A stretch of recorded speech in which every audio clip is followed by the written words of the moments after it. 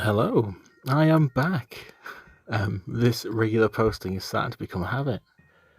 Today, I'm talking body bags.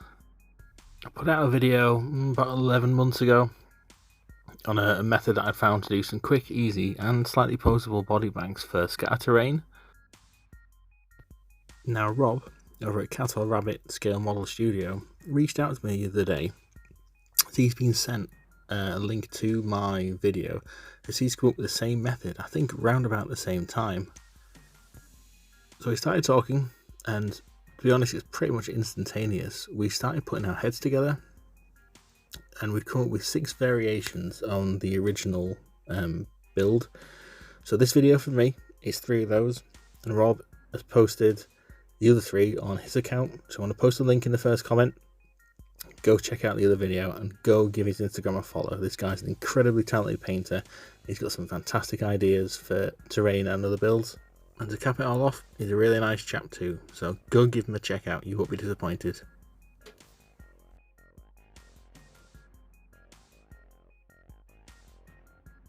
So, to make your basic body shape, you'll need, I've got a little 3x1cm stick of plasticine and a 5cm by 5cm square of bin liner.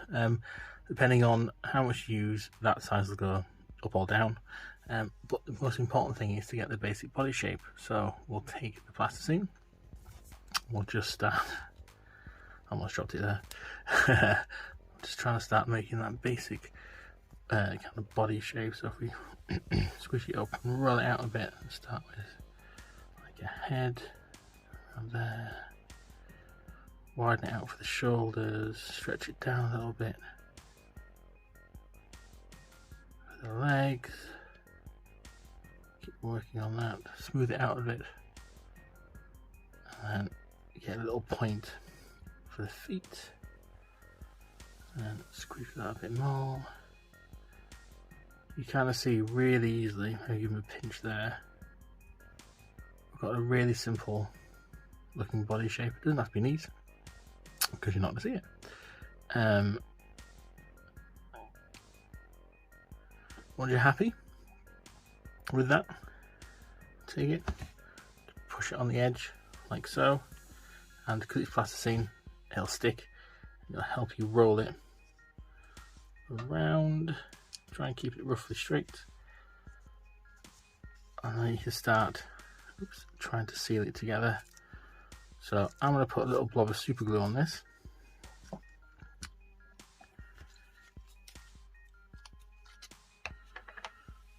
Just to give it a bit of grip. Come on, super glue, come out. There we go. This may or may not work. This stuff seems very, very hit and miss when it comes to gluing a plastic bin liner together. Which I suppose non-stick is good when you want a bin liner, really. All the time, just trying to keep that shape, squashing it out of proportion. So that back's on. So now we'll have a look at trying to fold in the edges. So if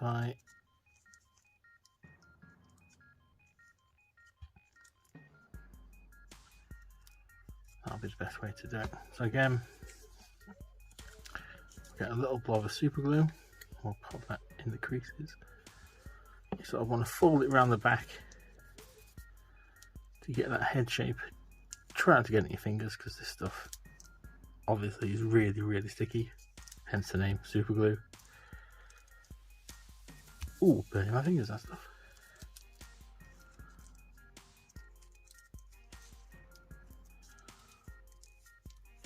Keep pinching that head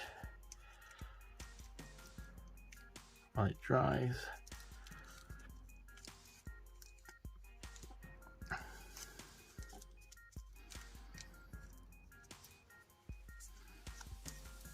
Get it quite tight, so you've got like shoulders, head like so. Then we just got to seal the feet up. Now again,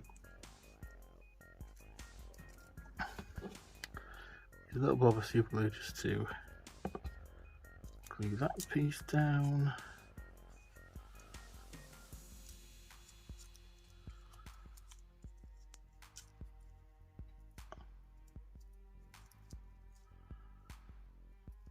do that. So you can see some of that's come open. So as a last resort of having talked to Rob, he used the hair straighteners just to seal up the edges. Just going to quickly get a lighter that I use for cleaning plastic glue out of tubes, and we will just very, very gently burn the ends, just so it kind of melts itself all together, which is not ideal. At least now we have a tight looking shape. All the time, just remember, try and keep that body shape.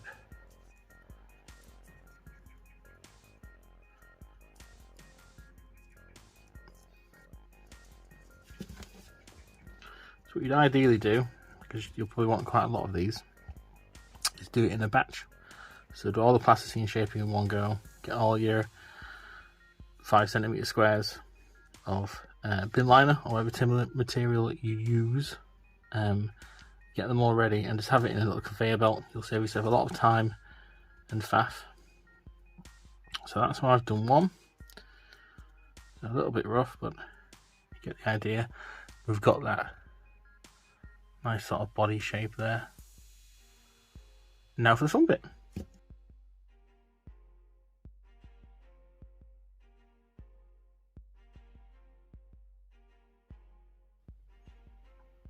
So after you've made your batch of bodies, the next thing to do is to add the bindings. Now in my previous video I just used some red cotton, quite simply just wrapped it around the neck, the waist and the knees, and it gives that skeletal feel, just so you can bend it around those points quite easily.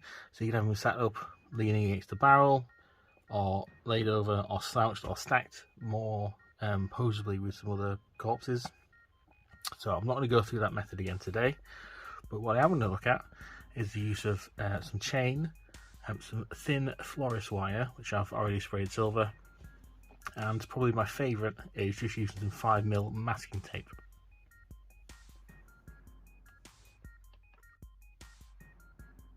So the first method I'm going to go to, and probably the most similar to using the cotton, is the 0.3mm florist wire. I've pre-sprayed this silver just because it was metallic purple, if you can see it there. Obviously that's not a great fit, but also because it's now metal, or rather silvery coloured, it's also weatherable. It's a bit more rigid than the cotton, but still flexible enough to be able to tie around really, really easily. So hopefully this will give us a nice effect and give it a feel of a stronger binding compared to normal string, in case you don't want that thing to come back and break out. So let's give it a go.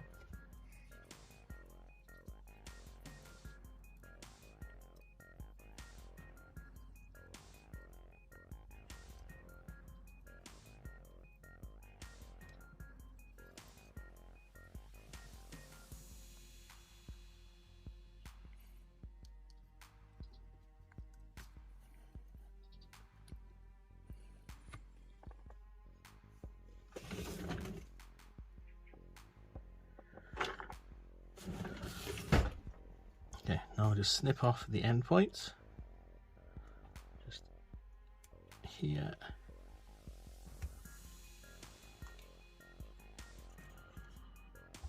There we go. And then we'll fold those flat. It looks a little something like that. It's a bit similar to Rob's bar wire, razor wire wrap, but a bit more ramshackle, I think. So now we can give this a bit of weather. So I'll get my trusty dirty down, and if you haven't got any dirty down rust, I would severely recommend giving it a look over. It's a great little tool, pretty much rusts in front of your eyes. So we'll put a couple of blobs of that on, just on there, like so. There. Put it on points where it twists, more on the side like that. Put some more on there, and hopefully this will also spread into the recesses a little bit, like it's been sat there a long time and the rust is starting to stream off. So we'll give that a minute now just to cure, and we'll take a look. Now that that's had a chance to dry, you can see it's done exactly what I wanted it to. It's just nicely turned the areas that I put it on, a nice sort of rusty shade with a bit of variation to it. It's also settled in the recesses as well on a plastic bag, so it looks like it's been there quite a while. I also had a quick flip around the back, a bit more heavy on the back because that's where any moisture would run. Overall, I think this is great. And seriously, I know this is a big plug, but if you haven't got any dirty down rust, go get some. It's a great modelling tool for wargaming metals. It makes so much more of a difference. I can't recommend it enough. So the next thing we're going to do is have a look at chains. Now, nice and flexible. Again, I've given this a coat of dirty down rust, not for a rust effect, but more for a grime and dried on gore. So the brass chain is still quite visible through, and you can see bits of my hand actually flaking off, but it's giving it a nice sort of drag through mud viscera feel to it. So I'm going to have a go with that in a second, and also hopefully be able to see a face poking through. So instead of sculpting the head when I was forming the body, I left it flat and just stuck on a Katashan head, and then when I was sealing up the material around it, the lighter just burnt the hole and it sort of let his face poke through. A bit more picking out to do on it just to make his face stand out a bit more, but other than that, I think it looks really cool. So if we wrap this around just loosely, I'll start at the waist, around the shoulders, around the knees. This is like the heavy duty binding for in case this thing comes back to life, which I'm sure is not a million miles away. Something will happen a lot on Necromunda, or in 40k universe as a whole for that matter. It'd be good maybe if you had something like a poxwalker, or you can have like arms sticking through parts of the material for the bag itself. I won't glue that down just yet because I want to do a couple more bits to it, but basically a little chain goes a long way, which I think looks quite cool. It's like, say, the heavy duty version. Put this next to like a pool of water or a gunk tank, like you're insinuating somebody's being thrown in. I think you get a nice little sort of atmospheric bit of terrain.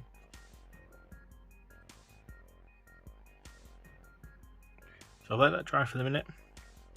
A bit of a flash of inspiration, really. Instead of doing what I was going to plan on doing, I was going to do like a pale face and try and willing him up a bit more. Mentioning the viscera and the grime, I've just kind of gone for a bloody look. A bit of blood for the blood god, just sort of scattered around on places, if you can see, hopefully. And then, rather than trying to pale up his face like I was originally planning, just blood leaking out the hole, running down his shoulder, like he's been thrown in there in a hurry and tied up. Again, a nice little flavourful piece just to put on the board.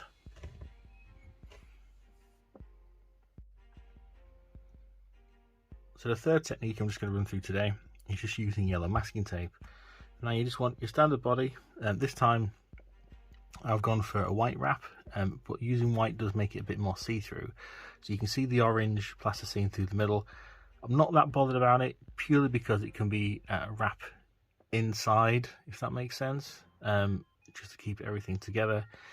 Because it's more see-through, if you really wanted to go to town, at this point you could put like a proper miniature body inside. And then 5mm masking tape.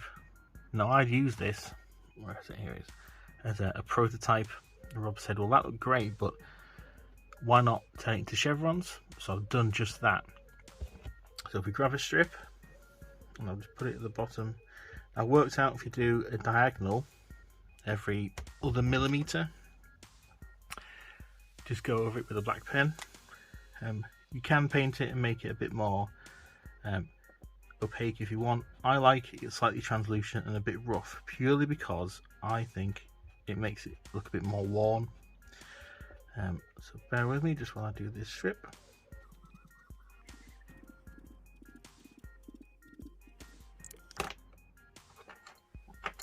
Okay, so if we chop a bit of this off then, if I cut that there, you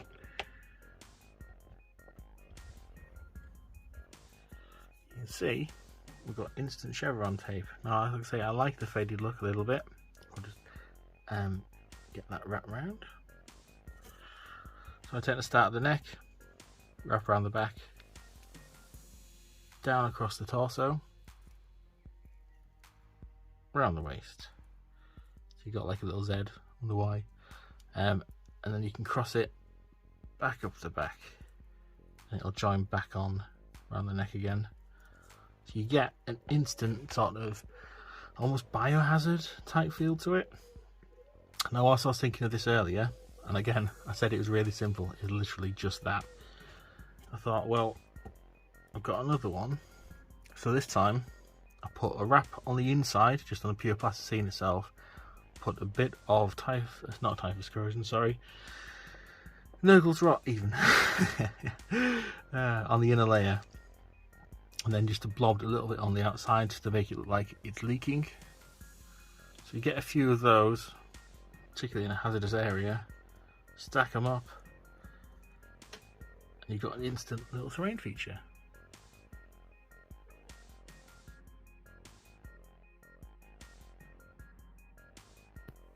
So that's it from me for this video. I hope you like what you've seen. Don't forget to like, comment and subscribe. And please go give Rob a check out. There's a link in the first comment below. Go subscribe to his YouTube. Go give him a follow on Instagram. And I'll see you soon.